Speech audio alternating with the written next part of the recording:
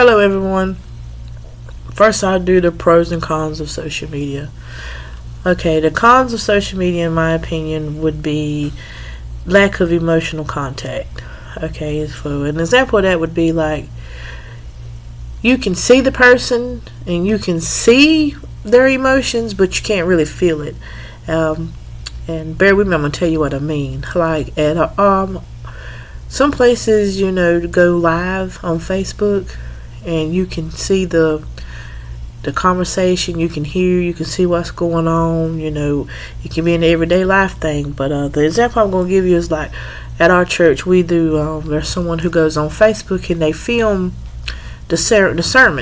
From the congregational song all the way down to the altar call. The audience on Facebook that's on live can see it. They're able to, understand what's going on, but there's no emotional contact there. They can't say what you would say, feel the spirit. They can witness the spirit, they can witness what's going on, and they can see it, but they can't feel the spirit of the Lord that's in the house of God because they're through via Facebook Live. That's the emotional lack of emotional connection, in my opinion, on that one.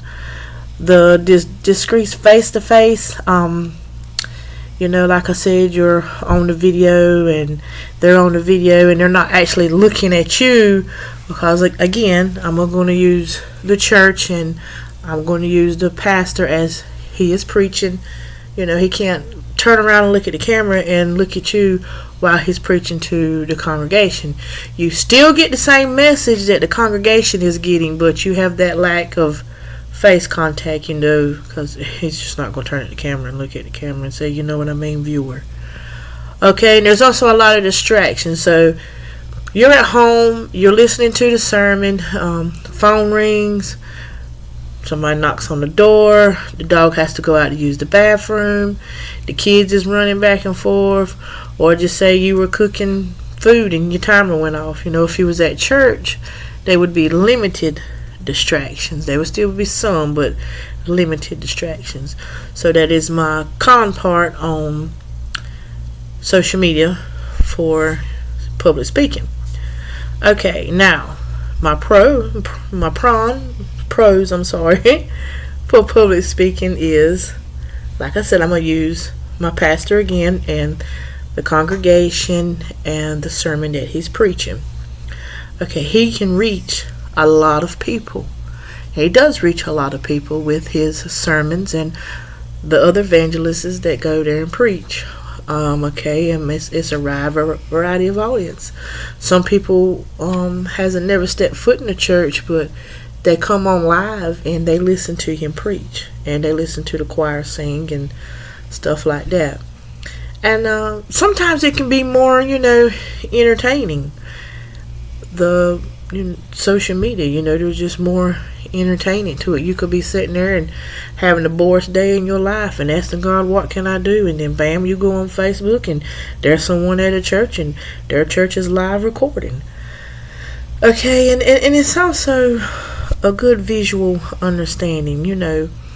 Just say if you've never been in a church before and you're gonna see the church because the camera's pointed at our pastor and it goes like that because there's someone behind it, viewing, and our pastor is the type of pastor that doesn't stand exactly behind the pulpit, so he's gonna walk up and down the aisles, so you get a visual of the church, and then you be like, oh, okay, maybe it's big, maybe it's small, or maybe it's just medium size, and you're like, I can handle that. It's not a big crowd. It's it's a medium sized crowd. There's not a lot going on. There's not too much drama. Hey, I can go and do that, and maybe you would feel interested in coming.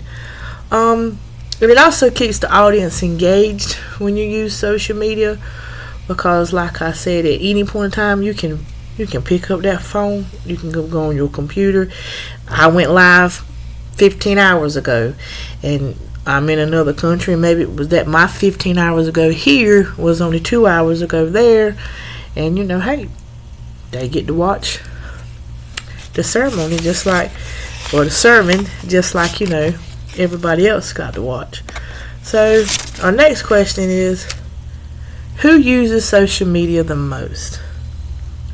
I think anybody that's got a computer and is having any type of computer knowledge, phone knowledge, uses social media. But maybe the most would be those in advertising. If you ever notice when you're on Facebook, Instagram, Snapchat, there's always some type of ad on there.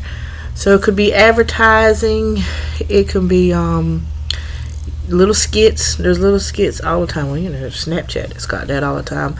So anyone that's trying to make a name with themselves, either it be through comedy, through singing, it's free. It's free publicity. It's just you're being out there yourself. It's free. It's a free promotion. You don't have to pay for Facebook. So anybody that's trying to promote something, sell something, persuade you with something, or give you something, I think those are those who use social media the most. Use social media the most. Why is it good to use social media? Well, okay, I'm gonna step away from Facebook for a minute. Here recently at the doctor's office, at my aunt's, she had an opportunity. She's an older lady, and she had an opportunity to do a visit on the phone, but which you had to do the Zoom thing or the Duo, and that's a part of social media. So she had to use that, and because of her age and the condition that she was in, that was good for her. She had to go see her doctor, and maybe there's others that have to use it because some people just don't get out their house no more.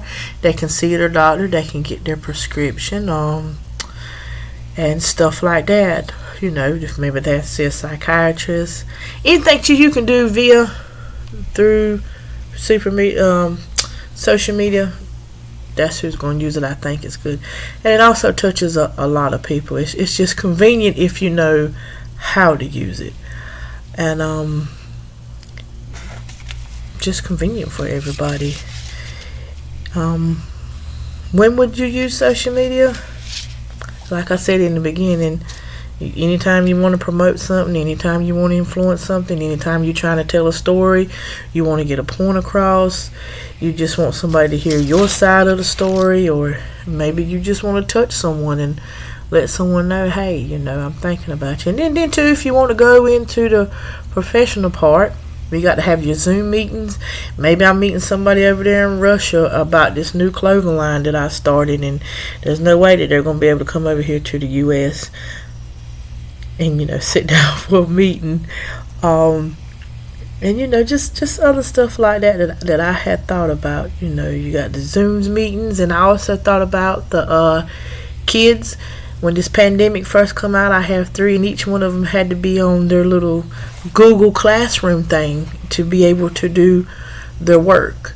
So there is good in social media, there's bad in social media. It's just like everything in life, and those who are savvy with social media use it the most. It's usually, I would say, those that are 40 and below. I'm not saying a baby, but 40 and below, they're most likely to be on Facebook more than the older generations. And those who are trying to sell, persuade, get a point across, entertain, they're trying to get that through too, and they use it the most. Have a blessed day.